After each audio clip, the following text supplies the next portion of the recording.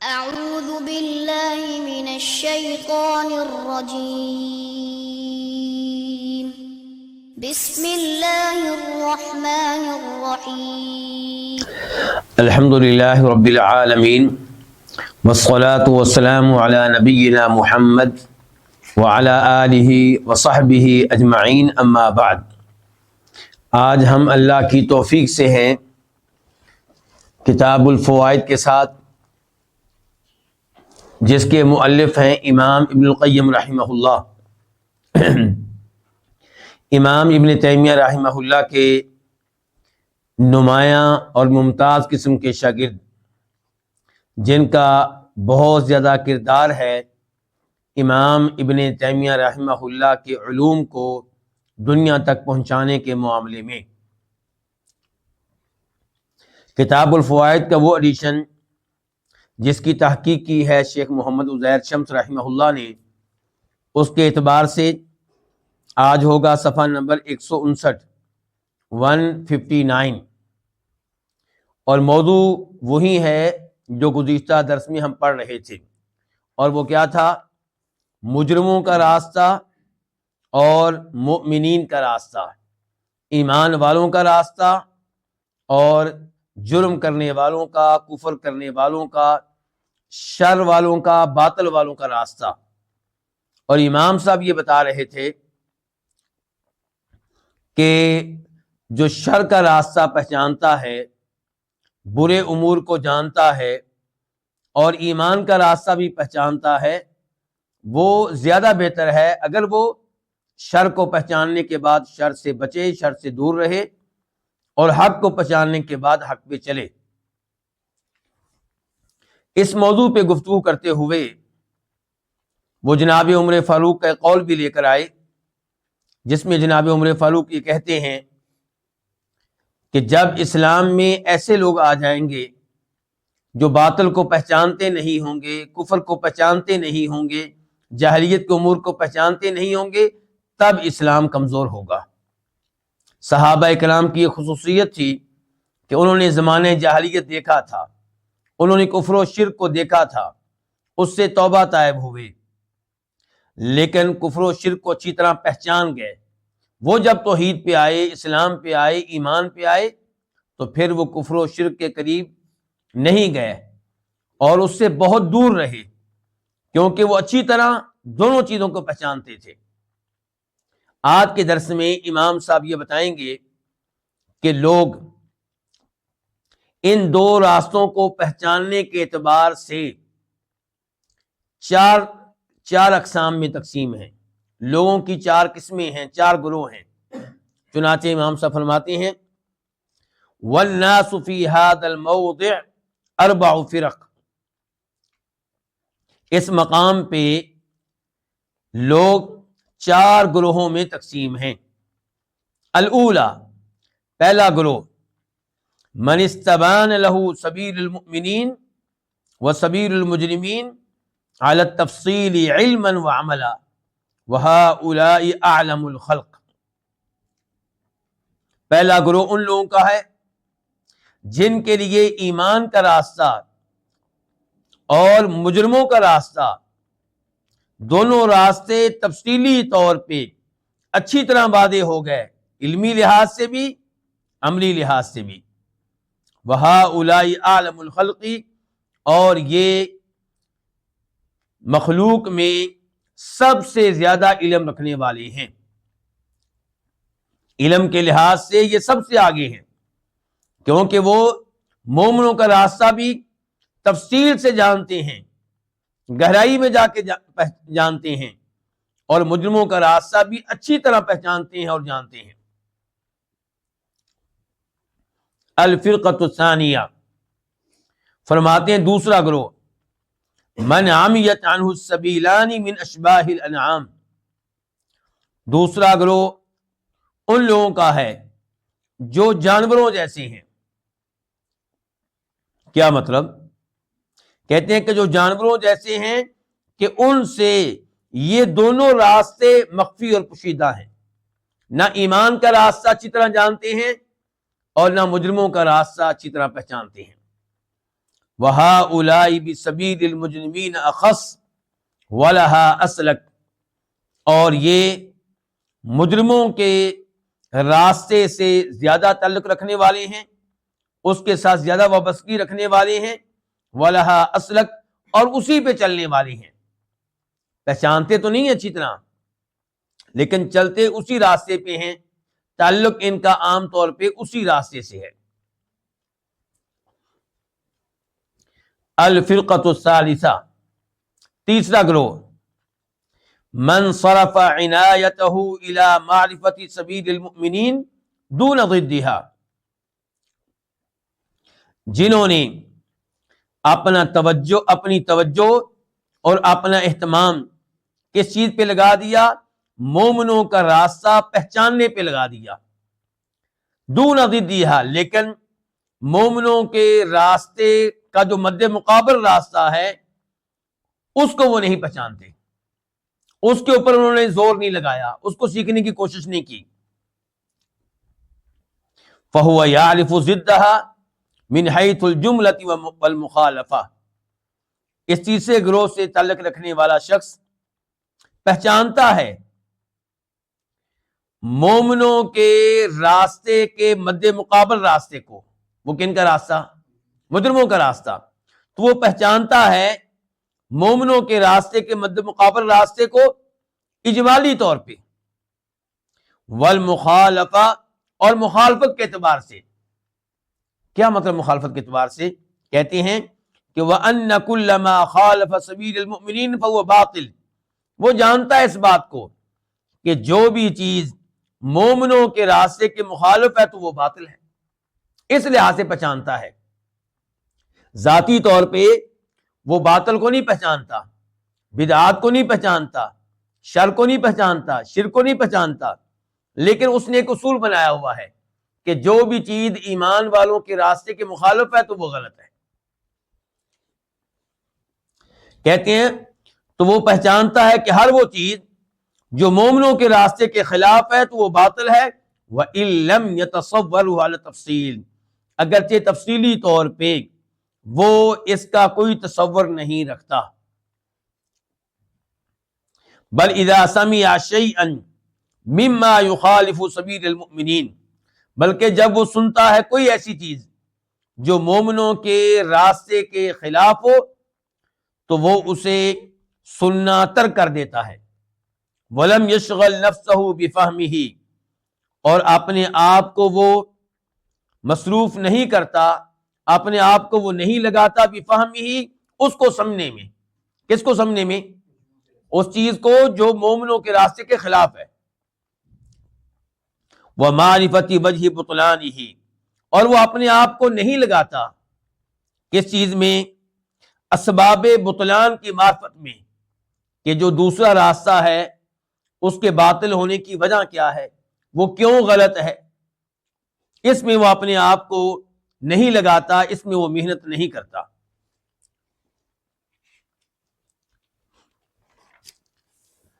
وَهُوَ بِمَنزِلَةِ مَنْ سَلِمَتْ نَفْسُهُ مِنْ إِرَادَةِ الشَّهَوَاتِ، اور یہ آدمی اس آدمی کے مقام و مرتبہ پہ ہے جس کا نفس شہوات کا قصد کرنے سے محفوظ ہے۔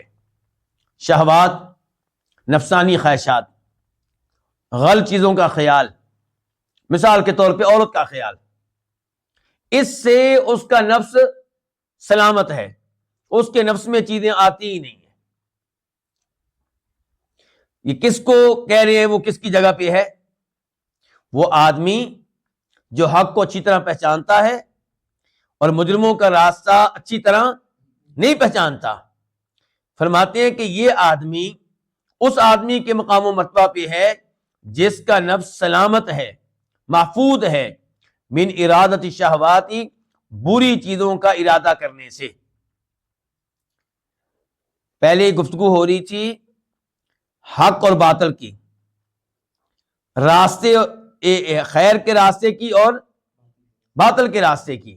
اب وہ مثال دے رہے ہیں گناہوں کی، کہ ایک آدمی گناہوں کا ارادہ ہی نہیں کرتا، بری چیزوں کا ارادہ ہی نہیں کرتا، تو یہ آدمی جو حق کے راستے کو پہچانتا ہے لیکن باطل کو نہیں پہچانتا، شرک کو نہیں پہچانتا، کفر کو نہیں پہچانتا، بدعات کو نہیں پہچانتا، یہ اس آدمی کی طرح ہے جس کا نفس سلامت ہے گناہوں کا ارادہ کرنے سے، نفسانی خواہشات کا ارادہ کرنے سے، فلم تخطر بقلبہ، یہ چیزیں اس کے دل میں آتی ہی نہیں، ولم تدعہ الیہا نفسہ، اور اس کا نفس اسے ان چیزوں کی طرف دعوت نہیں دیتا، ترغیب نہیں دیتا، ان چیزوں کی، گناہ کی، شراب کی ترغیب نہیں دیتا، عورت کی ترغیب نہیں دیتا، بخلاف الفرقۃ الاولی، برخلاف پہلے گروہ کے۔ اب فرق کیا ہو گیا تیسرے گروہ میں اور پہلے گروہ میں؟ پہلے گروہ والے کون لوگ تھے بلا؟ جو دونوں راستوں کو اچھی طرح پہچانتے ہیں، کہتے ہیں بخلاف الفرقۃ الاولی، برخلاف پہلے گروہ کے، فإنہم یعرفونہا، پس بے شک وہ پہچانتے ہیں اس کو۔ کس کو پہچانتے ہیں جی؟ نہیں، اب بات ہو رہی ہے شر کو پہچاننے کی، یعنی کہ پہلے گروہ والے جو ہیں، دیکھیں حق کے راستے کو پہلا گروہ بھی پہچانتا ہے اور تیسرا گروہ بھی پہچانتا ہے، لیکن پہلے گروہ والے مجرموں کا راستہ بھی پہچانتے ہیں اور تیسرے گروہ والے جو ہیں مجرموں کا راستہ اچھی طرح نہیں پہچانتے، کچھ نہ کچھ پہچانتے ہیں۔ تو یہ کہہ رہے ہیں کہ جو تیسرا گروہ ہے یہ ان لوگوں کی طرح ہے، آپ یعنی کہ آپ حق کو پہچاننے، باطل کو پہچاننے سے نکل کے ان کی طرف آ جائیں جو گناہ کرتے ہیں نہیں کرتے، گناہ کا ارادہ کرتے ہیں نہیں کرتے، ادھر چلے جائیں آپ۔ کہتے ہیں ایک آدمی آپ کے محلے میں رہتا ہے، اس کا نفس جو ہے وہ گناہوں کی خواہش ہی نہیں رکھتا، اس کا نفس اسے گناہوں کی ترغیب ہی نہیں دیتا، تو یہ جو تیسرا گروہ ہے اس آدمی کی طرح ہے۔ کہتے ہیں بخلاف الفرقۃ الاولی، برخلاف پہلے گروہ کے، فإنہم یعرفونہا، پس بے شک وہ اسے پہچانتے ہیں اچھی طرح۔ کس کو پہچانتے ہیں؟ مجرموں کے راستے کو یا شہوات کو پہچانتے ہیں۔ وَتَمِيلُ إِلَيْهَا نُفُوسُهُمْ، اور اس کی طرف ان کے دل بھی مائل ہوتے ہیں۔ وَيُجَاهِدُونَهَا، لیکن وہ اپنے نفس سے مقابلہ کرتے ہیں، عَلَىٰ تَرْكِهَا، ان چیزوں کو ترک کرنے کے لیے، للہ، اللہ کی خاطر، اللہ کی خاطر وہ مقابلہ کرتے ہیں اپنے آپ سے ان چیزوں کو ترک کرنے کے لیے، ان چیزوں سے دور رہنے کے لیے۔ وَقَدْ كَتَبُوا إِلَىٰ عُمَرَ بْنِ الْخَطَّابِ، لوگوں نے لکھا عمر بن خطاب کو رضی اللہ تعالیٰ عنہ، ہمارے دوسرے خلیفہ راشد، يَسْأَلُونَهُ عَنْ هَذِهِ الْمَسْأَلَةِ، اس تحریر میں، اس خط میں لوگ ان سے پوچھ رہے تھے اسی مسئلے کے بارے میں۔ چنانچہ کیا لکھا کہ ایہما افضل، ان دونوں میں سے کون افضل ہے؟ کن دونوں میں سے؟ رجل، نمبر ایک، رجل لم تخطر له الشہوات ولم تمر ببالہ، نمبر ایک وہ آدمی جسے شہوات کا خیال ہی نہیں آتا، بری چیزوں کا خیال ہی نہیں آتا، گناہوں کا خیال ہی نہیں آتا، ولم تمر ببالہ، اور یہ چیزیں اس کے دل سے گزرتی ہی نہیں ہیں۔ او رجل، یا پھر وہ آدمی افضل ہے، نازعتہ الیہا نفسہ، جس سے اس کا اپنا نفس کھینچا تانی کرتا ہے، الیہا، کھینچا تانی کرتا ہے کس چیز کی جانب؟ ان شہوات کی جانب، ان گناہوں کی جانب، فترکہا، تو وہ ان چیزوں کو ترک کر دیتا ہے، ان کی طرف نہیں جاتا، للہ، اللہ کی خاطر۔ تو عمر فاروق سے سوال ہو رہا ہے کہ ان میں سے کون افضل ہے؟ پہلے نمبر پہ وہ آدمی جس کے دل میں گناہوں کا خیال ہی نہیں آتا، شراب پینے کا خیال ہی نہیں آتا، کسی عورت سے دوستی قائم کرنے کا خیال ہی نہیں آتا، اور دوسرا وہ آدمی جس کا دل گناہوں کی طرف مچلتا ہے، گناہ کرنے پہ اس کو مجبور کرتا ہے، لیکن اس نے اپنے اوپر کنٹرول رکھا ہوا ہے، اللہ سے دعائیں کرتا ہے، اپنے آپ اپنے سامنے کبھی جنت کو لے کر آتا ہے، کبھی جہنم کو لے کر آتا ہے، اپنے آپ کو ڈراتا ہے، ڈر جا، بچ جا قبر کے عذاب سے، ڈر جا جہنم کی آگ سے، یہ گناہ کرنے کے بعد تو جہنم کی آگ کا عذاب برداشت نہیں کر سکے گا، مقابلہ کر رہا ہے، اور یہ مقابلہ کس لیے کر رہا ہے؟ اللہ کی خاطر ہے۔ یہ اہم بات ہے، یعنی کہ اپنے نفس سے مقابلہ کر رہا ہے۔ نفس چاہتا ہے کہ گناہ کیے جائیں، اور وہ اپنے نفس کو کچلتا ہے، اپنے نفس کی خواہش کو پورا نہیں کرتا۔ وجہ کیا ہے؟ وجہ پولیس نہیں ہے، پولیس کا ڈر نہیں ہے، وجہ رشتہ داروں پڑوسیوں کا ڈر نہیں ہے، وجہ والدین کا ڈر نہیں ہے، وجہ کیا ہے؟ اللہ کا ڈر، اللہ کی خاطر۔ تو اب ان میں سے کون افضل ہے؟ یہ سوال کس سے کیا جا رہا ہے؟ عمر فاروق رضی اللہ عنہ سے۔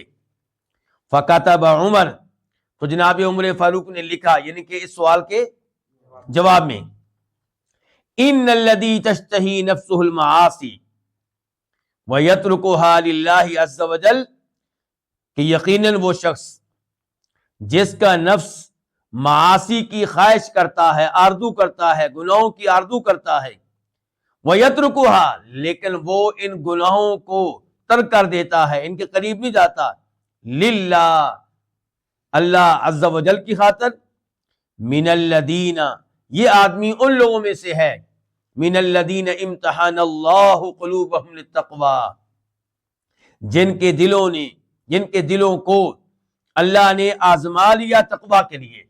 ان کے یہ آدمی ان لوگوں میں سے ہے جن کے دلوں کو اللہ نے چیک کیا کہ ان میں تقوی ہے یا نہیں، ان میں پرہیزگاری ہے کہ نہیں، ان کے دلوں کے تقوی کا اللہ نے امتحان لیا تو وہ کامیاب ہو گئے۔ تو لہم مغفرۃ واجر عظیم، تو ان کے لیے عظیم مغفرت ہے، واجر عظیم، اور عظیم اجر و ثواب ہے۔ سورہ حجرات آیت نمبر 3۔ جناب عمر فاروق نے اپنی گفتگو میں آیت کو بھی شامل کر دیا، قرآن کو بھی شامل کر دیا۔ اچھا، یہ عمر فاروق سے سوال کیا گیا، انہوں نے جواب دیا، یہ کون کہہ رہے ہیں؟ امام ابن القیم کہہ رہے ہیں۔ یہ کون کہہ رہے ہیں؟ امام ابن القیم۔ اور امام ابن القیم کس زمانے سے تعلق رکھتے ہیں؟ 8ویں صدی سے، 8ویں صدی ہجری سے، یعنی کہ نبی علیہ الصلوۃ والسلام کے دنیا سے چلے جانے کے تقریباً 800 سال کے بعد یہ بات کر رہے ہیں۔ تو ہم ان کی بات کیسے مان لیں؟ کیا اس لیے مان لیں کہ امام القیم رحمہ اللہ بہت بڑے امام ہیں؟ نہیں، علماء کرام کا یہ طریقہ نہیں ہے۔ وہ ہر ایک سے دلیل مانگتے ہیں، ہر ایک سے ثبوت مانگتے ہیں، کسی بڑے کے بڑے ہونے کی وجہ سے وہ اس کی وہ بات قبول نہیں کرتے جس کے پیچھے دلیل نہ ہو۔ تو آئیے ہم پوچھتے ہیں امام القیم رحمہ اللہ سے کہ عمر بن خطاب کا قول آپ نے کہاں سے لیا؟ تو انہوں نے اس کا جواب اس کتاب میں نہیں دیا، دیگر علماء کرام سے رابطہ قائم کرتے ہیں۔ تو امام ابن کثیر رحمہ اللہ وہ کلاس فیلو ہیں، کس کے؟ ابن القیم رحمہ اللہ کے۔ کلاس فیلو سے میری مراد یہ ہے کہ وہ بھی شاگرد ہیں کس کے؟ امام ابن تیمیہ رحمہ اللہ کے۔ ابن تیمیہ رحمہ اللہ کی عظمت اگر آپ نے پہچاننی ہو تو آپ ان کے شاگردوں پہ نگاہ ڈالیں، سب بڑے بڑے امام، علم کے پہاڑ۔ اس سے پتہ چلتا ہے کہ ابن تیمیہ کتنے بڑے انسان تھے، کتنے بڑے عالم دین تھے۔ تو ابن کثیر رحمہ اللہ کی کیا ہے تفسیر؟ نام آپ نے سنا ہوگا، جانتے ہوں گے آپ۔ تو اپنی تفسیر میں وہ لکھتے ہیں کہ امام احمد نے فرمایا اپنی کتاب الزہد میں، ابن کثیر نے کس کا حوالہ دیا؟ امام احمد نے، جو 4 اماموں میں سے مشہور امام ہیں، انہوں نے یہ بات لکھی ہے اپنی کتاب الزہد میں، اور وہاں پہ سند بیان کی ہے باقاعدہ، اور سند کو پہنچایا ہے امام مجاہد تک۔ مجاہد تابعی ہیں، بہت بڑے مفسر ہیں، بہت بڑے محدث ہیں۔ تو مجاہد کہتے ہیں کہ کتب الی عمر، جناب عمر فاروق کی طرف لیٹر لکھا گیا، یا امیر المؤمنین، اے مومنوں کے امیر۔ اب میں یہ گفتگو کہاں سے پڑھ رہا ہوں؟ مجاہد تابعی ہیں، لیکن میں پڑھ کہاں سے رہا ہوں؟ یعنی کتاب الزہد تو ظاہر میرے پاس نہیں ہے، تو میں یہ پڑھ رہا ہوں تفسیر ابن کثیر سے۔ ان کے امام ابن کثیر نے لکھا ہے کہ امام احمد نے لکھا ہے اپنی کتاب الزہد میں۔ اچھا، تو مجاہد کہہ رہے ہیں کہ جناب عمر فاروق کی طرف لکھا گیا، یا امیر المؤمنین، اے مومنوں کے امیر، رجل لا یستحی المعصیہ ولا یعمل بها، افضل ایک آدمی معصیت گناہ کی خواہش نہیں رکھتا، چاہت نہیں رکھتا، اور نہ ہی وہ گناہ کا ارتکاب کرتا ہے، یہ افضل ہے ام رجل یشتہی المعصیہ، یا وہ افضل ہے جو معصیت کی خواہش رکھتا ہے ولا یعمل بہا، لیکن پھر بھی گناہ کرتا نہیں ہے، گناہ کی خواہش رکھتا ہے پھر بھی گناہ کرتا نہیں ہے۔ فکتب عمر، تو جناب عمر فاروق نے ان لوگوں کو لکھا کہ ان الذین یشتہون المعصیہ ولا یعملون بہا، وہ لوگ جو گناہوں کی آرزو رکھتے ہیں لیکن پھر بھی گناہوں کا ارتکاب نہیں کرتے، اولئک الذین امتحن اللہ قلوبہم للتقوی، یہی وہ لوگ ہیں کہ جن کے دلوں کو اللہ نے آزما لیا ہے، ان کے تقوی کو اللہ نے چیک کر لیا ہے، لہم مغفرۃ و اجر عظیم، ان کے لیے مغفرت ہے اور اجر عظیم ہے۔ سورہ حجرات آیت نمبر 3۔ تو کیا معلوم ہوا جناب عمر فاروق کی گفتگو سے کہ ایک آدمی گناہ کی خواہش رکھتا ہے پھر بھی گناہ نہیں کرتا، یہ اس سے افضل ہے جو نہ گناہ کی خواہش رکھتا ہے نہ گناہ کرتا ہے۔ اور یہ جو آدمی ہے جو گناہ کی خواہش نہیں رکھتا، گناہ کرتا بھی نہیں، یہ اس سے افضل ہے جو گناہ کی خواہش رکھتا اور گناہ کر بھی لیتا ہے، یہ اس سے افضل ہے۔ تو امام صاحب یہ کہنا چاہتے ہیں کہ جو آدمی مجرموں کا راستہ پہچانتا ہے لیکن اس پہ چلتا نہیں ہے، شرک کو پہچانتا ہے، کفر کو پہچانتا ہے، بدعات کو پہچانتا ہے، لیکن بدعات کا ارتکاب نہیں کرتا، کفر کا ارتکاب نہیں کرتا، شرک کا ارتکاب نہیں کرتا، یہ اس سے افضل ہے جو ایمان کا راستہ پہچانتا ہے، مومنوں کا راستہ پہچانتا ہے، مجرموں کا راستہ نہیں پہچانتا، کفر و شرک کو نہیں پہچانتا، بدعات کو نہیں پہچانتا، لیکن ان کا ارتکاب نہیں کرتا۔ کہتے ہیں وہکذا، اسی طرح من عرف البدع والشرک والباطل وطرقہ، اسی طرح وہ شخص جس نے بدعات کو پہچان لیا۔ اب یہ اسی طرح جو کہا ہے نا، اس کا تعلق کس چیز سے ہے؟ عمر فاروق کی گفتگو سے، اور عمر فاروق کی گفتگو کا تعلق حق اور باطل کو پہچاننے سے نہیں ہے، گناہ کی خواہش رکھنے نہ رکھنے سے ہے۔ کہتے ہیں اس بات کو آپ اس کے ساتھ ملائیں، کہتے ہیں وہکذا، اسی طرح من عرف البدع والشرک والباطل، جس نے بدعات کو پہچان لیا، شرک کو پہچان لیا، باطل کو پہچان لیا، وطرقہ، اور باطل کے راستوں کو پہچان لیا، گمراہ فرقوں کو جانتا ہے، وہ پہچانتا ہے ان گمراہ لوگوں کو جو اللہ کے ناموں اور صفات کا انکار کرتے ہیں، وہ پہچانتا ہے ان گمراہ لوگوں کو جو صحابہ کرام کا مذاق اڑاتے ہیں، وہ پہچانتا ہے ان لوگوں کو جو احادیث کا انکار کرتے ہیں۔ فَأَبْغَضَهَا لِلَّهِ، تو وہ ان چیزوں سے بغض رکھتا ہے اللہ تعالیٰ کے لیے۔ کن سے؟ بدعات سے، شرک سے، باطل کے راستوں سے، باطل فرقوں سے۔ فَأَبْغَضَهَا، تو وہ ان سے بغض رکھتا ہے اللہ تعالیٰ کے لیے۔ وَحَذِرَهَا، اور ان سے بچ کر رہتا ہے، پہچانتا ہے نا تو بغض بھی رکھتا ہے، ان سے بچ کر رہتا ہے۔ وَحَذَّرَ مِنْهَا، اور لوگوں کو بھی ان سے خبردار کرتا رہتا ہے۔ وَدَفَعَهَا عَن نَفْسِهِ، اور ان چیزوں کو اپنے آپ سے دور کرتا رکھتا ہے، قریب نہیں آنے دیتا، بدعات کو اپنے قریب، شرک کو اپنے قریب نہیں آنے دیتا، باطل کو اپنے قریب نہیں آنے دیتا۔ وَلَمْ يَدَعْهَا تَخْدِشُ وَجْهَ إِيمَانِهِ، اور وہ ان چیزوں کو اس بات کی اجازت نہیں دیتا، کن چیزوں کو؟ بدعات کو، شرک کو، باطل فرقوں کو، وہ ان چیزوں کو اس بات کی اجازت نہیں دیتا کہ تخدشو، کہ یہ مجروح کریں، وجہ ایمان ہی، اس کے ایمانی چہرے کو، ولا تورثہ شبہۃ ولا شکا، اور نہ وہ ان چیزوں کو اس بات کی اجازت دیتا ہے کہ وہ سبب بنے اس میں شکوک و شبہات کو پیدا کرنے کا، ان چیزوں کو اپنے نفس میں، اپنے دل میں شکوک و شبہات پیدا کرنے کی وہ اجازت نہیں دیتا۔ تو پھر معرفت کا کیا فائدہ ہوا جی؟ کہتے ہیں بل یزداد بمعرفتها بصیرۃ فی الحق ومحبۃ لہ، بلکہ ان چیزوں کو پہچاننے کے ساتھ، ان چیزوں کو پہچاننے کی وجہ سے، کن چیزوں کو؟ بدعات کو، شرک کو، باطل کے راستوں کو، ان چیزوں کو پہچاننے کی وجہ سے حق کی بصیرت میں وہ آگے بڑھ جاتا ہے، حق سے محبت کرنے میں وہ آگے بڑھ جاتا ہے، اس کی محبت میں اضافہ ہو جاتا ہے، حق سے اس کی محبت بڑھ جاتی ہے اور حق کی پہچان زیادہ ہو جاتی ہے۔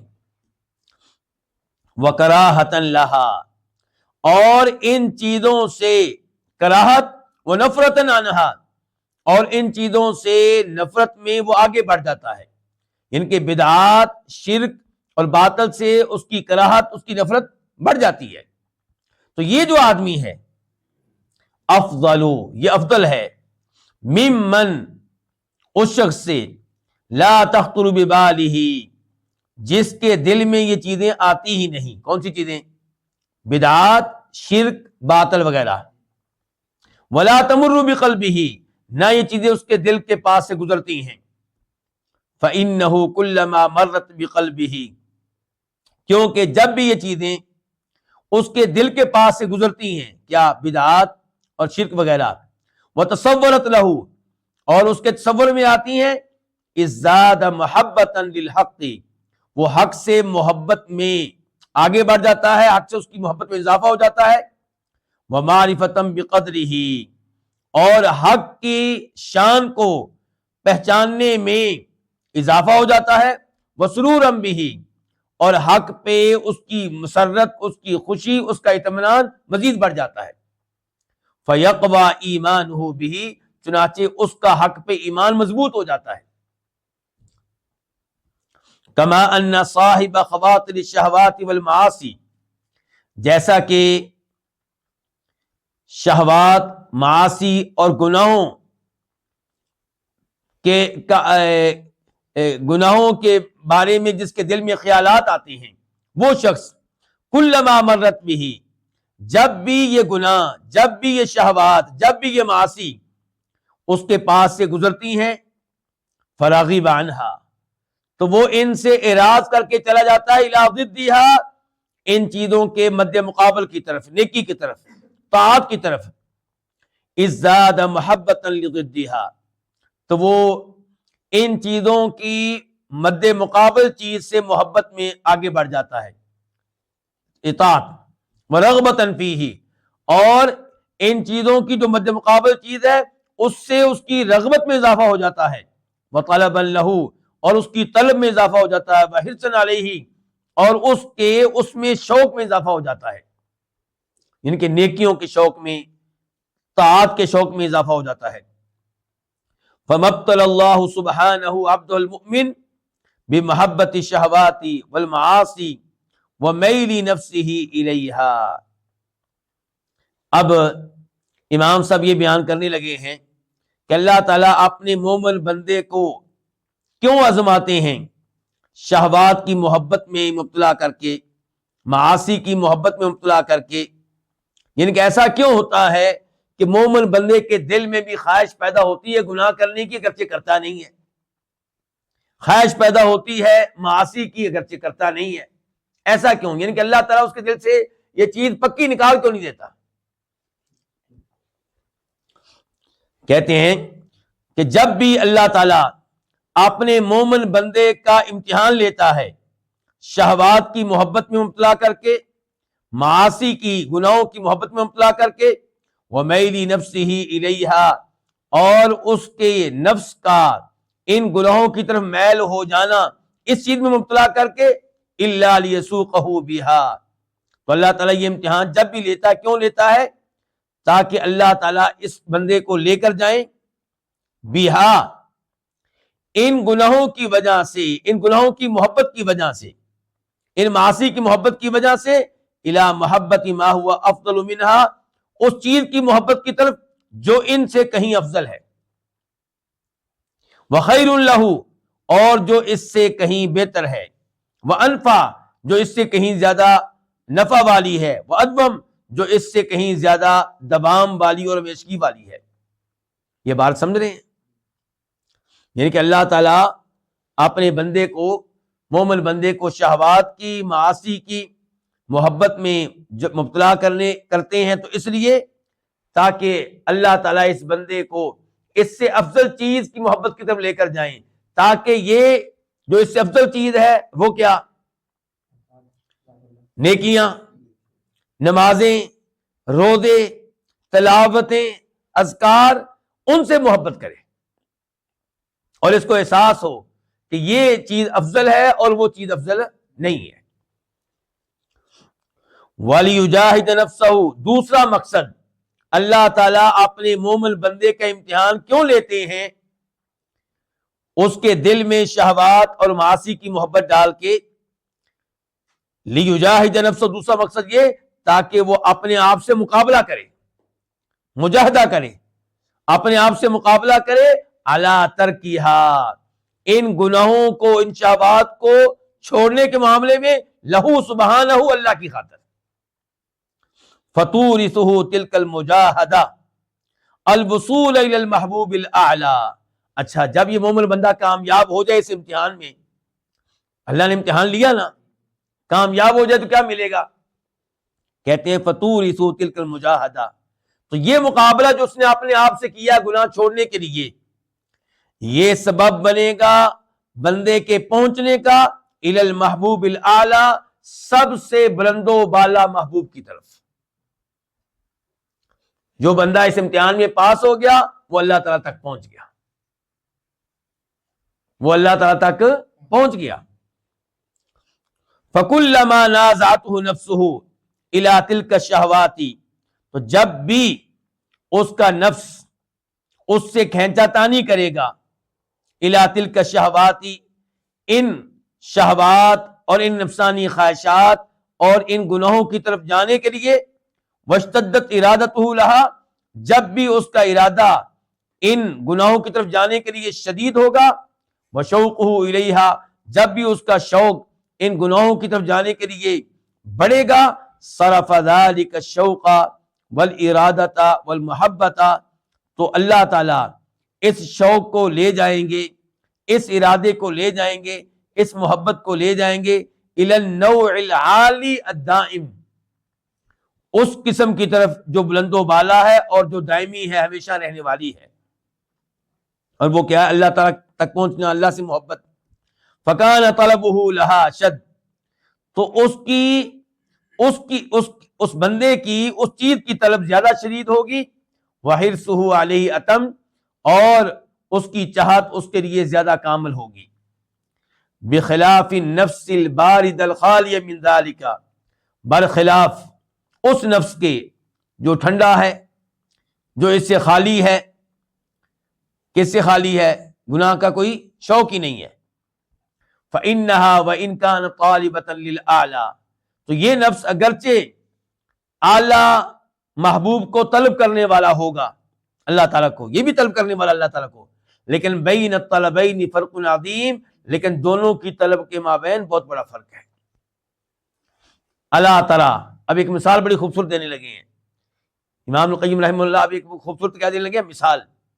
کہتے ہیں اللہ تعالیٰ، آپ دیکھتے نہیں کہ ان من مشى الى محبوبه على الجمر والشوك اعظم من مشى اليه راكبا على النجائب، آپ دیکھتے نہیں کہ وہ شخص جو اپنے محبوب کی طرف انگاروں اور کانٹوں پہ چل کر جائے، اپنے محبوب کی طرف انگاروں اور کانٹوں پہ چل کر جائے، وہ زیادہ عظیم ہے اس کے مقابلے میں جو اپنے محبوب کی طرف عمدہ قسم کے اونٹوں پہ سوار ہو کر جائے۔ کہتے ہیں فَلَيْسَ مَنْ آثَرَ مَحْبُوبَهُ مَعَ مُنَازَعَةِ نَفْسِهِ كَمَنْ آثَرَهُ مَعَ عَدَمِ مُنَازَعَتِهَا إِلَى غَيْرِهِ، جو شخص اپنے محبوب کو اختیار کرے، اپنے محبوب کو اختیار کرے جبکہ اس کا نفس اس سے کھینچا تانی کر رہا ہو۔ کیا مطلب؟ نفس کسی اور کی طرف لے کر جا رہا ہے، لیکن وہ اپنے محبوب کی طرف جا رہا ہے، اپنے نفس کی بات نہیں مانتا۔ تو جو اپنے محبوب کو اختیار کرے جبکہ اس کا نفس اس سے کھینچا تانی کر رہا ہو، یہ اس شخص کی طرح نہیں ہو سکتا جو اپنے محبوب کو اختیار کرے جبکہ اس کا نفس اس کو محبوب کے علاوہ کسی اور کی طرف لے جانے کے لیے کھینچا تانی نہ کرتا ہو۔ دونوں برابر نہیں ہو سکتے۔ یعنی کہ یہ کیا کہے گا، یا اپنے محبوب کے پاس پہنچ کر کہے گا بڑی قربانی دے کر آیا ہوں، بہت سی چیزیں ترک کر کے آیا ہوں۔ مثال کے طور پہ وہ صحابہ کرام جو مکہ سے مدینہ آئے، وہ کیا کہیں گے، یا اللہ بڑی قربانیاں دے کر آئے ہیں، مکہ جیسا عظیم شہر چھوڑا ہے، والدین کو چھوڑا ہے، رشتہ داروں کو چھوڑا ہے، جس وطن میں دل لگا ہوا تھا، دوست تھے، احباب تھے، سب کو چھوڑ کے یا اللہ یہاں پہ آئے ہیں۔ اور ایک وہ آدمی ہے جو پہلے سے مدینہ میں رہتا ہے، دونوں میں بڑا فرق ہے، دونوں میں بڑا فرق ہے۔ اسی لیے مہاجرین افضل ہیں کن سے؟ انصار سے۔ کہتے ہیں فَهُوَ سُبْحَانَهُ يَبْتَلِي عَبْدَهُ بِالشَّهَوَاتِ، چنانچہ اللہ تعالیٰ اپنے بندے کو آزماتے ہیں، اس کے امتحان لیتے ہیں، بالشہواتی، شہوات کے ذریعے، مرغوب چیزوں کے ذریعے، جن چیزوں کی نفس خواہش کرتا ہے ان کے ذریعے، اما حجابا لہ عنہ، یا تو اس بندے کو روک کر عنہ اپنی ذات سے۔ اللہ تعالیٰ بندے کا امتحان لیتے ہیں شہوات کے ذریعے، عورت ہے جی، شراب ہے جی، مال ہے جی، سونا چاندی، موبائل، نعمتیں ہی نعمتیں۔ اب بندے کا امتحان ہو رہا ہے کہ اب یہ کس کو اختیار کرتا ہے، اللہ تعالیٰ کو یا ان چیزوں کو۔ اسی لیے اللہ تعالیٰ نے کیا کہا، یا ایھا الذین آمنوا لا تلہکم اموالکم ولا اولادکم عن ذکر اللہ، کہ اے ایمان والو دھیان سے تمہاری اولاد اور تمہارا مال تمہیں اللہ کے ذکر سے غافل نہ کر دے۔ یہ مال اولاد کے شہوات ہیں، یہ کہیں تمہیں اللہ کے ذکر سے غافل نہ کر دے۔ وَمَن يَفْعَلْ ذَلِكَ، اور جو یہ کام کرے گا فَأُولَٰئِكَ هُمُ الْخَاسِرُونَ، وہ خسارے میں رہے گا۔ اسی لیے اللہ نے ایک اور مقام پہ کہا انما اموالکم اولادکم فتنہ، تمہارا مال تمہاری اولاد فتنہ ہے، آزمائش ہے، امتحان ہو رہا ہے، کہ مال اولاد ملنے کے بعد اب تم ان کی محبت کو اللہ کی محبت پہ ترجیح تو نہیں دے دیتے، یہ امتحان ہو رہا ہے۔ تو کہہ رہے ہیں امام صاحب اللہ تعالیٰ پہ بندے کا امتحان لیتے ہیں شہوات کے ذریعے، اما حجابا لہ عنہ، یا تو اللہ تعالیٰ اس کو روک دیتے ہیں عنہ اپنی ذات سے، او حاجبا لہ، یا اللہ اس کے محافظ بن جاتے ہیں، یعنی اس کو بچا لیتے ہیں، کس سے؟ شہوات کی حد سے زیادہ محبت سے۔ او حاجبا لہ، یا اللہ اس کے محافظ بن جاتے ہیں، یوصلہ، اللہ اس کو پہنچا دیتا ہے، الی رضاہ، اپنی رضا کی طرف، وقربہ، اپنے قرب کی طرف، وکرامتہ، اور اپنی کرامت اور عزت کی طرف۔ الفرقۃ الرابعہ، اب چوتھا گروہ، کہتے ہیں فرقۃ عرفت سبیل الشر والبدع والکفر مفصلۃ، وہ گروہ جس نے شر کا راستہ، بدعات کا راستہ، کفر کا راستہ تفصیل سے پہچان لیا، وسبیل المؤمنین مجملا، اور مومنوں کا راستہ پہچان لیا اجمال سے، اختصار کے ساتھ، اجمالی طور پہ۔ تیسرے گروہ چوتھے گروہ میں کیا فرق ہے؟ بالکل اس کے الٹ، تیسرے گروہ نے ایمان کے راستے کو تفصیل سے پہچانا، حق کے راستے کو تفصیل سے پہچانا، لیکن مجرموں کے راستے کو اجمالی طور پہ پہچانا۔ اور چوتھا گروہ کیا ہے؟ انہوں نے شر کا راستہ، بدعات کا راستہ، کفر کا راستہ، مجرموں کا راستہ تفصیل سے پہچان لیا، اور ایمان کا راستہ اجمالی طور پہ پہچانا۔ وَهَذَا حَالُ كَثِيرٍ مِّمَّنْ اعْتَنَىٰ بمقالات الامم ومقالات اہل البدع، یہ صورتحال ہے ان بہت سے لوگوں کی جو گزشتہ اقوام کے عقائد کا اہتمام کرتے ہیں، اور اہل بدعت کے عقائد اور ان کے کلام کا اہتمام کرتے ہیں۔ یعنی کہ یہ صورتحال ہے ان لوگوں کی جن کو بڑا شوق ہے پڑھنے کا، یہودیوں کے بارے میں، عیسائیوں کے بارے میں، سکھوں کے بارے میں، ہندوؤں کے بارے میں، جی میں نے ہر گروہ کے بارے میں جاننا ہے، اور پھر اہل بدعات کے بارے میں بھی معلومات مجھے چاہیے۔ یہ چیزیں پڑھتے رہتے ہیں، اپنا پتہ نہیں ہوتا۔ میں یہاں تک کہوں گا کہ یہی صورتحال ہے ہمارے ان نوجوانوں کی جو تعلیم کے نام پہ دیار کفر میں جاتے ہیں، یورپ میں جاتے ہیں، ان کی یونیورسٹیوں میں جاتے ہیں، وہاں صبح و شام شر سیکھتے ہیں، کفر سیکھتے ہیں، اور اپنے دین اسلام کی الف بے کا بھی پتہ نہیں ہوتا۔ پھر جب وہ شکوک و شبہات چھوڑتے ہیں وہاں پہ، پھر احساس کمتری کا شکار ہوتے ہیں، پھر یہ سمجھتے ہیں کہ واقعی شاید ہمارا دین غلط ہے اور وہ لوگ صحیح کہہ رہے ہیں، حالانکہ اپنی جہالت ہوتی ہے، مسئلہ اپنی کم علمی کا ہوتا ہے۔ تو ہم اپنے 15 سال کے بچے کو، 20 سال کے بچے کو، جس کے پاس دین کی معلومات نہیں ہے، اسے ایسے سمندر میں پھینک دیتے ہیں جو وسیع و عریض ہے اور بچے کو تیرنا بھی نہیں آتا، تو یہ ڈوبے گا نہیں تو اور کیا ہوگا۔ تو یہ صورتحال بہت خطرناک ہے۔ ہم کسی بچے کے ڈاکٹر بننے کے خلاف نہیں ہیں، اس کے انجینئر بننے کے خلاف نہیں ہیں، لیکن ہم یہ کہتے ہیں کہ آپ یہ دیکھیں آپ کا بچہ کس ماحول میں اعلیٰ تعلیم لے رہا ہے، اور اس ماحول میں آپ نے اس کو ڈال دیا ہے اور دین کی بنیادی تعلیمات اس کے پاس نہیں ہیں۔ اور میں تو یہ بار بار کہا کرتا ہوں کہ آپ 15-16 سال کے، 20 سال کے بچے کو وہاں بھیج دیتے ہیں جہاں پہ خود آپ، جبکہ آپ کی عمر 50 سال ہے، آپ کو بھیجا جائے تو آپ بھی خطرے میں پڑ جائیں گے۔ جی ایسے ہی بالکل آپ صحیح کہہ رہے ہیں، مسلمان ممالک میں بھی ایسے ادارے موجود ہیں، صحیح کہہ رہے ہیں آپ، بالکل صحیح، ایسی بات ہے، جی ایسے ہی۔ تو امام صاحب فرماتے ہیں یہ صورتحال ہے ان بہت سے لوگوں کی جو اہتمام کرتے ہیں گزشتہ اقوام کے عقائد کا، ان کے کلام کا، ان کی کتب کا، ومقالات اہل البدع، اور مسلمانوں میں سے جو بدعتی لوگ ہیں ان کے عقائد کا، ان کے کلام کا اہتمام کرتے ہیں، فعرفها علی تفصیلی، تو یہ چیزیں تفصیل سے پہچان لیتے ہیں۔ وَلَمْ يَعْرِفْ مَا جَاءَ بِالرَّسُولُ كَذَلِكَ، لیکن وہ حق جسے نبی علیہ السلام لے کر آئے اسے اس طرح ان کی تفصیل کے ساتھ نہیں جانتے۔ بل عرفه معرفة مجملہ، بلکہ حق کو جانتے ہیں اجمالی طور پہ۔ وَإِن تَفَصَّلَتْ لَهُ فِي بَعْضِ الْأَشْيَاءِ، ہاں یہ ممکن ہے کہ معرفت تفصیلی ہو کچھ چیزوں میں، اسلام کی حق کی معرفت ہو کچھ چیزوں میں، ایک شعبے میں بس۔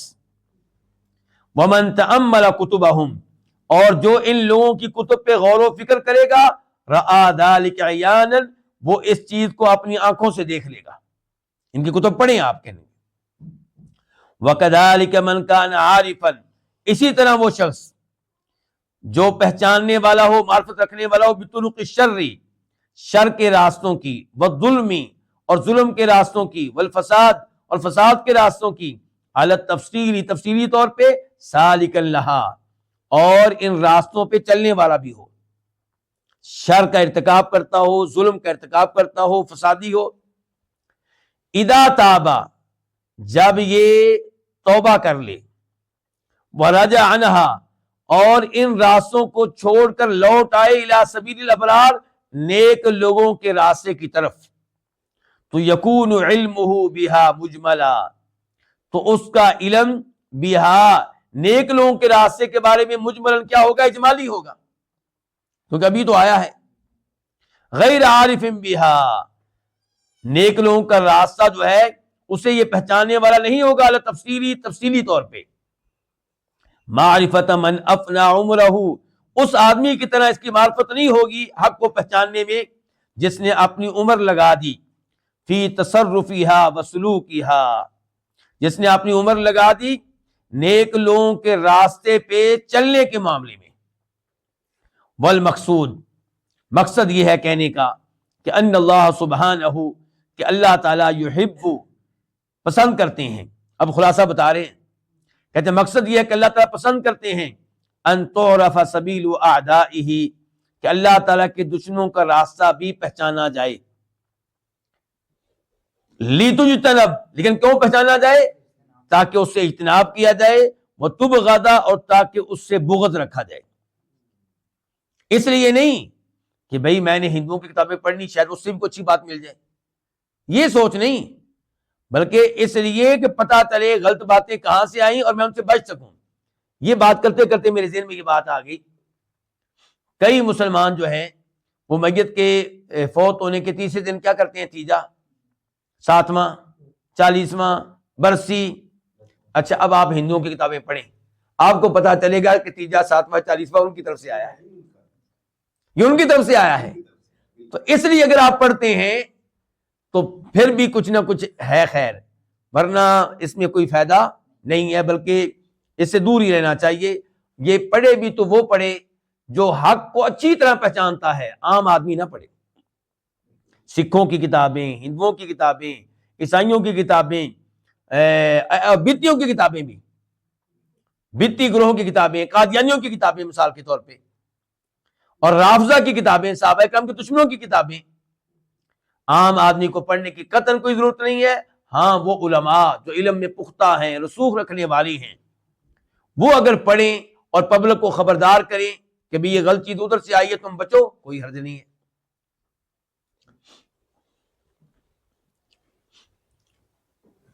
کہتے ہیں مقصد یہ کہ اللہ تعالیٰ پسند کرتے ہیں کہ اللہ کے دشمنوں کا راستہ پہچانا جائے, لتجتنب, تاکہ اس سے بچا جا سکے, وتبغض, اور اس سے نفرت رکھی جائے, کما یحب, جیسا کہ اللہ تعالیٰ یہ چاہتے ہیں, ان تعرف سبیل اولیائہ, کہ اللہ تعالیٰ کے ولی ان کا راستہ بھی پہچانا جائے, لتحب, تاکہ اس راستے سے محبت کی جا سکے, وتسلک, اور تاکہ اس راستے پہ چلا جا سکے.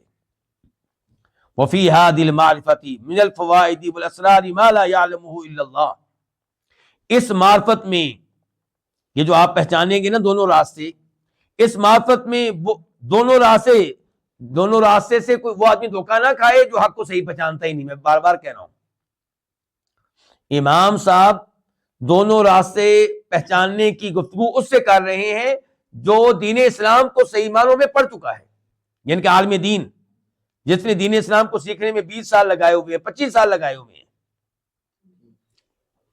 کہتے ہیں وفی هذه المعرفة من الفوائد والاسرار, اس معرفت میں, یعنی کہ دونوں چیزوں کی معرفت میں وہ فوائد ہیں اور وہ راز ہیں جن کو اللہ کے سوا کوئی نہیں جانتا. مثال کے طور پہ من معرفتی, من کا ترجمہ آپ یہاں پہ کر لیں مثال کے طور پہ, کیونکہ یہ من بیانیہ ہے. کہتے ہیں مثال کے طور پہ من معرفت عموم ربوبیتی سبحانہ وتعالی و حکمتہ, اللہ تعالیٰ کی ربوبیت کے شامل ہونے کو پہچاننا, یعنی کہ آپ کو پتا چلے گا کہ اللہ تعالیٰ رب ہے ہر ایک کے, ہر چیز کے, عموم ربوبیت ہی. اچھا ربوبیت کا مطلب کیا ہوتا ہے؟ رب ہونے کا مطلب کیا ہے اللہ تعالیٰ کے؟ کہ اللہ تعالیٰ خالق ہیں, اللہ تعالیٰ مالک ہیں, اور اللہ تعالیٰ اس چیز کے ہر معاملے کی تدبیر کرنے والے ہیں.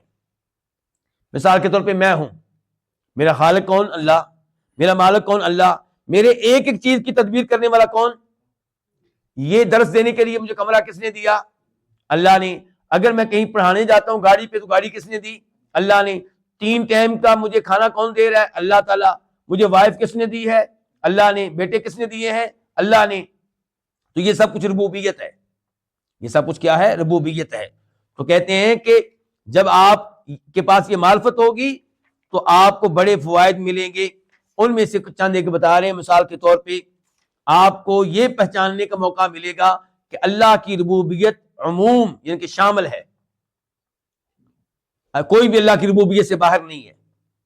وہ حکمت ہی, اور آپ کو اللہ تعالیٰ کی حکمت کا پتہ چلے گا. وہ کمال اسمائی و صفات ہی, اور آپ کو اللہ تعالیٰ کے ناموں اور صفات کے کمال کا پتہ چلے گا کہ اللہ تعالیٰ کے نام ان میں کوئی نقص نہیں ہے, اللہ تعالیٰ کی صفات میں کوئی نقص نہیں ہے. وَتَعَلُّقِهَا بِمُتَعَلَّقَاتِهَا, اور آپ کو پتہ چلے گا اللہ کے ناموں اور اللہ کی صفات کے تعلق رکھنے کا, بِمُتَعَلَّقَاتِهَا, اپنے اپنے متعلقات کے ساتھ. اس سے کیا پتہ چلا؟ مثال کے طور پہ آپ لے لیں اللہ تعالیٰ کی صفت کون سی؟ رزق دینا. تو آپ کو پتہ چلے گا کہ رزق کا تعلق کس کس سے ہے. اللہ کی صفت رزق کا تعلق, مثال کے طور پہ اللہ کی صفت رزق کا تعلق تمام انسانوں سے ہے. اللہ تعالیٰ کس کس کو رزق دے رہے ہیں؟ سب کو دے رہے ہیں. ایسے ہی اللہ تعالیٰ کی صفت خلق ہے, پیدا کرنا. آپ کو پتا چلے گا اللہ کی صفت خلق کا تعلق کس کس سے ہے. جو بھی مخلوق ہے اس کے ساتھ اللہ کی صفت خلق کا تعلق ہے. اسی طرح وَاقْتِضَائِهَا لِآثَارِهَا وَمُوجِبَاتِهَا، اور آپ کو پتہ چلے گا کہ اللہ تعالیٰ کے نام اور اللہ کی صفات اپنے آثار کا تقاضا کرتے ہیں۔ وَذَلِكَ مِنْ أَعْظَمِ الدَّلَالَةِ عَلَى رُبُوبِيَّتِهِ، اور اس سے سب سے بڑی رہنمائی آپ کو ملے گی اللہ تعالیٰ کی ربوبیت پہ، وہ ملک ہی، اور اللہ تعالیٰ کے مالک ہونے پہ، وہ الہیت ہی، اور اللہ تعالیٰ کے معبود ہونے پہ، وہ حب ہی، اور آپ کو پتہ چلے گا اللہ تعالیٰ کی صفت محبت کا، وہ بغضی، اور آپ کو پتہ چلے گا اللہ کی صفت بغض کا کہ اللہ کئی چیزوں سے محبت کرتے ہیں، کئی چیزوں سے بغض رکھتے ہیں۔ مثال کے طور پہ باطل جو ہے اس سے اللہ تعالیٰ کیا رکھتے ہیں؟ بغض۔ یعنی کہ آپ کیا کہتے ہیں بطور مسلمان؟ آپ کہتے ہیں سارے دین ہی اچھے ہیں جی، اور اللہ تعالیٰ کیا کہتا ہے کہ ان الدین عند اللہ الاسلام، بس مجھے دین اسلام سے محبت ہے، اور جو کسی اور دین پہ چلے گا وہ خسارے میں رہے گا، وَمَن يَبْتَغِ غَيْرَ الْإِسْلَامِ دِينًا فَلَن يُقْبَلَ مِنْهُ۔ اور آپ کے تو دیکھیں نا، اب جب آپ یہ سب چیزوں کے اوپر غور کریں گے تو آپ حق تک پہنچ سکیں گے۔ آپ کو پتہ چلے گا کئی چیزوں سے اللہ کو محبت ہے، کئی چیزوں سے اللہ تعالیٰ کو نفرت ہے، اور آپ کو پتہ چلے گا اللہ تعالیٰ کی ربوبیت کا اور پتہ چلے گا اللہ کے مالک ہونے کا، اور آپ کو پتہ چلے گا اللہ کی الوہیت کا کہ واقعی اللہ تعالیٰ عبادت کے لائق ہیں، وَثَوَابِهِ وَعِقَابِهِ، اور آپ کو پتہ چلے گا اللہ کے ثواب و عقاب کا کہ کئی لوگوں کو اللہ تعالیٰ ثواب دیتے ہیں، دیں گے، اور کئی لوگوں کو اللہ سزا دیتے ہیں اور دیں گے۔ اس کے ساتھ ہی ہمارا آج کا درس اپنے اختتام کو پہنچا۔ بہت عظیم یہ درس تھا، اور اس میں امام صاحب نے لوگوں کو 4 گروہوں میں تقسیم کیا ہے، ایمان کا راستہ اور مجرموں کا راستہ پہچاننے نہ پہچاننے کے اعتبار سے۔ تو پہلا گروہ ان لوگوں کا جو دونوں راستوں کو پہچانتے ہیں، اور دونوں راستوں کو پہچاننے کے بعد چلتے کس پہ ہیں؟ حق کے راستے پہ چلتے ہیں، ایمان کے راستے پہ چلتے ہیں، اور مجرموں کے راستے سے بچتے ہیں۔ اور دوسرے نمبر پہ کون لوگ ہو گئے؟ جو دونوں راستوں کو نہیں پہچانتے، لیکن ان کا زیادہ تعلق کس سے ہے؟ پھر مجرموں کے راستے سے ان کا تعلق ہے۔ اور تیسرے نمبر پہ امام صاحب نے بتایا تھا وہ لوگ ہیں جن کا اہتمام یہ ہے کہ مومنوں کا راستہ پہچاننا ہے، لیکن وہ مجرموں کا راستہ اتنا پہچانتے نہیں ہیں۔ تو یہ لوگ بھی اچھے ہیں، یہ تیسرا گروہ بھی اچھا ہے، لیکن پہلے گروہ کا مقابلہ نہیں کر سکتا، کیونکہ جس کو شر کا پتہ ہے، شرک کا پتہ ہے، کفر کا پتہ ہے، وہ صحیح معنوں میں کفر اور شرک اور باطل سے بچے گا، اور اس کو صحیح معنوں میں احساس ہوگا اس خیر کا جو اس کے پاس ہے، کہ اس کی کیا شان ہے، اس کی کیا قدر و قیمت ہے۔ اور چوتھے نمبر پہ انہوں نے تذکرہ کیا ہے اس گروہ کا جو پہچانتے ہیں شر کے راستے کو اچھی طرح، لیکن ایمان کا راستہ پہچانتے ہیں اجمالی طور پہ۔ اللہ رب العزت سے دعا ہے کہ اللہ تعالیٰ ہمیں پہلے تو صحیح معنوں میں حق کو پہچاننے کی توفیق دے، دین کا علم گہرائی تک لینے کی توفیق دے، اور پھر اگر ہمیں گمراہ لوگوں کے بارے میں بھی معلومات مل جائیں، گمراہ عقائد کا پتہ چل جائے تاکہ ہم بچ سکیں، لوگوں کو بچا سکیں، تو اچھی بات ہے۔